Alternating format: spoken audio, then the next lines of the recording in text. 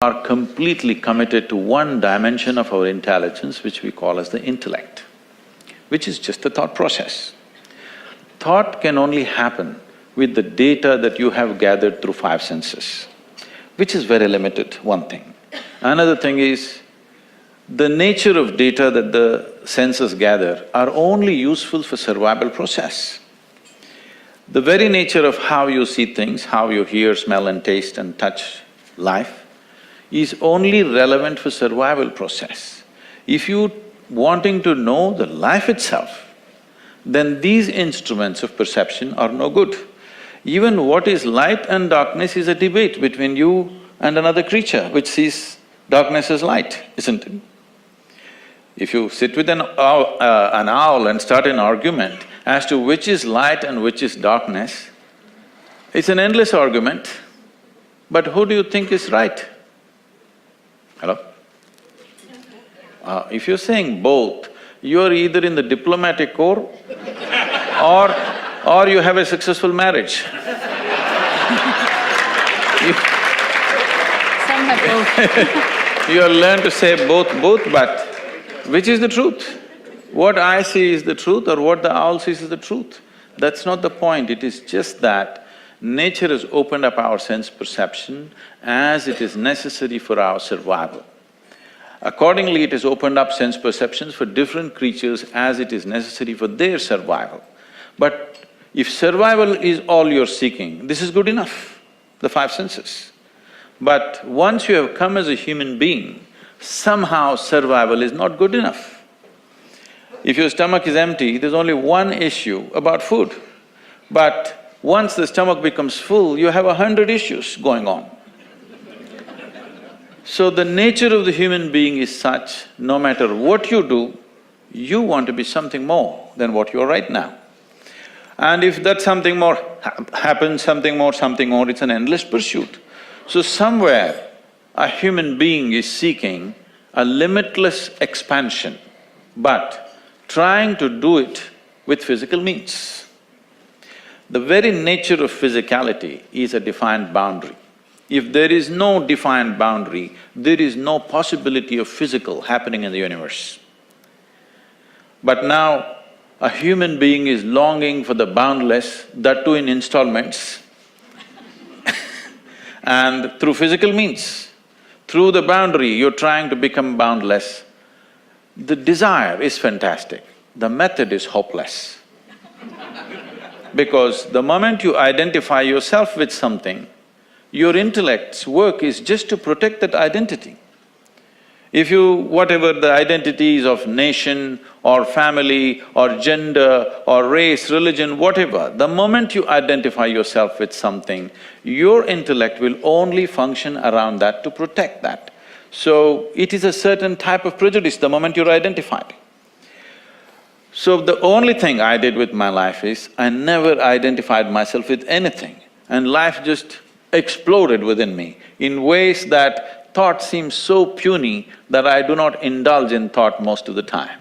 Pleasantness is the choice, isn't it? So why is it so much unpleasantness is happening in human experience? Because we never took charge of the inner dimension. We believe by fixing the outside, everything is going to be okay. In the last 150 years, with the advent of science and modern technology, we have fixed too many things on the outside. If you fix any more, there won't be a planet left. Yes, definitely this has brought much convenience and comfort to our lives. In every way, we are the most comfortable generation ever. You agree with me?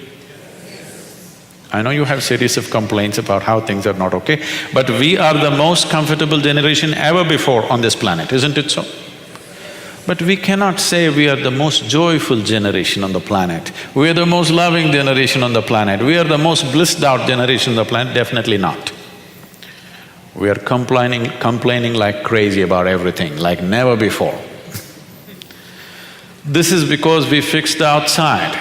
Comfort and convenience has happened, well-being has not happened.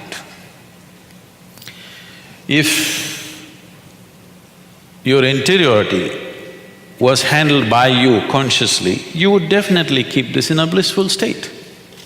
So is bliss the goal of life? No. Bliss is a necessary condition for life to flower to its full potential, otherwise it will remain constrained. You're paying too much attention to everything around you, not enough attention to this one. But the quality of your life is essentially determined by how you carry this one. Yes or no? This moment, what kind of clothes you're wearing, what kind of car you parked outside, what kind of home you live in does not determine the quality of your life. This moment, how joyful are you feeling within yourself determines the quality of your life, isn't it so? Nothing has been done about it. You think it'll happen in consequence, and you're setting impossible goals for your happiness. If I have to be happy, my wife should be like this, my husband should be like that, my children should be like this, the world should become some other way. Well, these are impossible conditions you're setting for your happiness and peacefulness. Now that you have compromised yourself to peace, why I'm saying compromise yourself to peace is because a lot of people have given up aspirations for being ecstatic or blissful. If I'm just peaceful, it's enough. Even the so-called spiritual leaders are going about and saying peace is the highest goal in your life. Peace is not the highest goal in your life. If you want to enjoy your lunch today, you must be peaceful. Yes or no? If you're not even peaceful, there is nothing in your life that you can do in a worthwhile way. To be peaceful essentially means this, that you're not messing your mind. To be peaceful means that your system is at ease. You know how to conduct your mind, you know how to conduct your emotions, your body and your energies. You are peaceful. It is not a rocket technology, it is the most basic thing. You have a dog at home, you give him his food, he sits peacefully. Maybe not ecstatic, but peacefully. Many times they're ecstatic also. Yes? If your dog is able to sit peacefully, oh, he doesn't have to run my industry. That's not the point, he's got his own stuff going.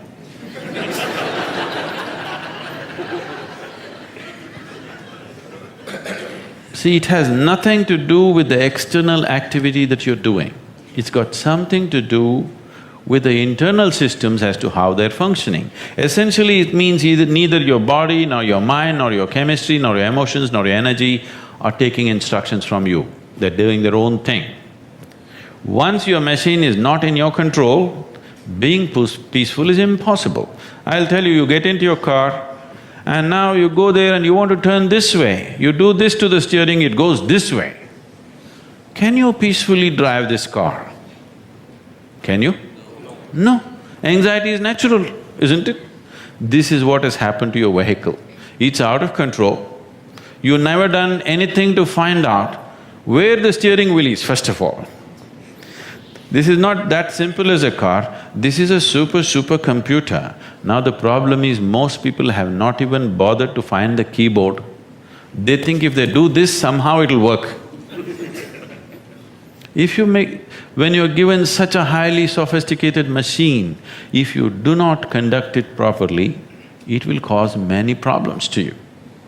By accident it's working. I want you to know this is made this way. If you hold your hands like this, it'll breathe one way. If you just turn it around, the very way you breathe, the breathing pattern itself changes in your lungs. You can try it if you want when you have the time.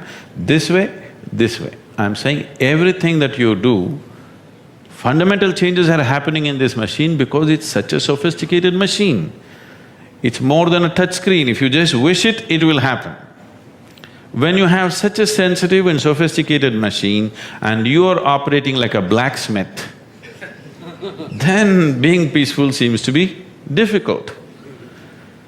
Peace is not the highest goal in your life, it is the most fundamental requirement. Don't ever set peace as the highest goal. If you do that, you will only rest in peace. You must see, to be peaceful is the first thing in your life, isn't it? If you want to do anything sensibly in your life, if you want to conduct any situation in your life sensibly, to be peaceful and happy is fundamental. Unfortunately, in many ways, not just in the way that I said now, in many different ways. I would say 70% of illnesses on the planet, all kinds, are self-created. Even if you get an infection, there is a way. If you keep yourself in a certain way, physically and mentally, the virus and the bacteria will not work the same way as it works upon somebody else.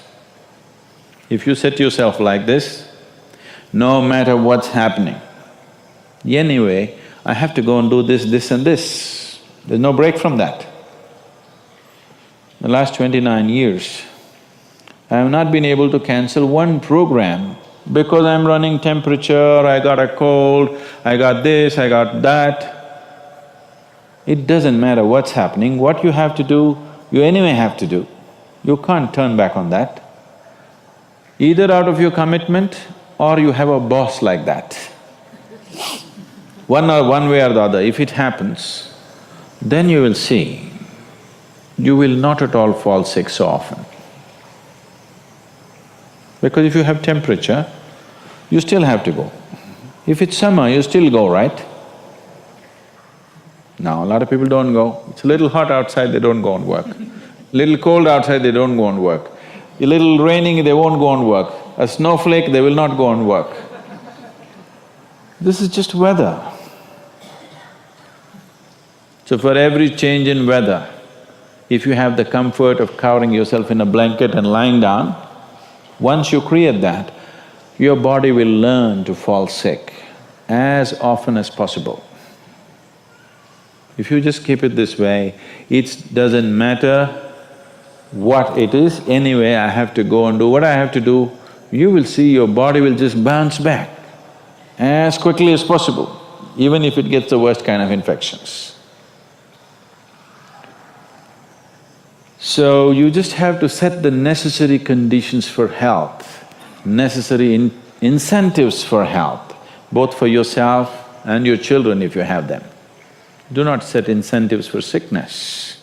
I was speaking in Nashville a few years ago. I was just telling them a joke.